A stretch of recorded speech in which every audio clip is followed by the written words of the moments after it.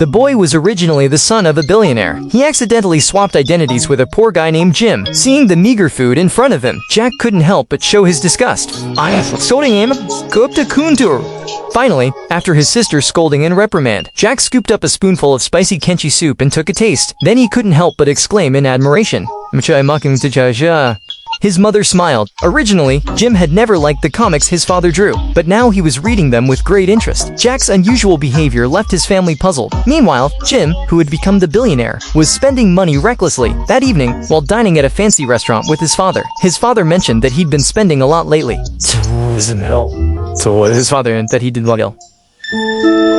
Just then, Anna walked in with her father. It turned out they were there to discuss the wedding arrangements between the two. Just as the two fathers were happily chatting, Anna suddenly announced she wanted to call off the engagement. Then she left the restaurant first. Jim got up and followed her. The two of them ended up at the convenience store where she worked part-time. Jim praised Anna for having the courage to stand up to her father. Just then, a drunk stumbled into the store and threw up all over the floor. By the time Anna grabbed a mop to clean it up, Jim had already cleaned it all up. He even reminded Anna to clear out the expired food, or the manager would dock her pay. Anna wondered how he knew all this so well. That night, the butler delivered the gifts Jim had bought for his family. The sister couldn't take her eyes off the yellow bag, but the mother insisted on returning everything. As he left, Jack complained about Jim's bad taste. After arriving at school, Jack went up and told Jim, "The cat take doesn't complain trash.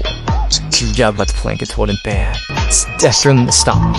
After leaving the classroom, Anna stopped him. Anna told him not to worry about the convenience store job, but Jack couldn't remember anything about the convenience store. Seeing him looking like he had a headache, she cupped his face in her hands and asked if he needed to go to the hospital. Just then, the guy who used to bully Jim showed up. He took Jack back to his place, planning to pick on him like he always did. But even though Jack had swapped identities, his attitude hadn't changed one bit. A few words were enough to intimidate them. He even ordered them to bring him water. Then the guy remembered he wasn't actually Jack, so he grabbed Jack and beat him up, and had the other two record it to humiliate Jack. Just then, the doorbell suddenly rang. It was Jim at the door. When he saw Jack covered in bruises, Jim grabbed a gun from the cabinet and loaded a single bullet. Seeing Jim pointing the gun at him, the guy immediately dropped to his knees, begging for mercy.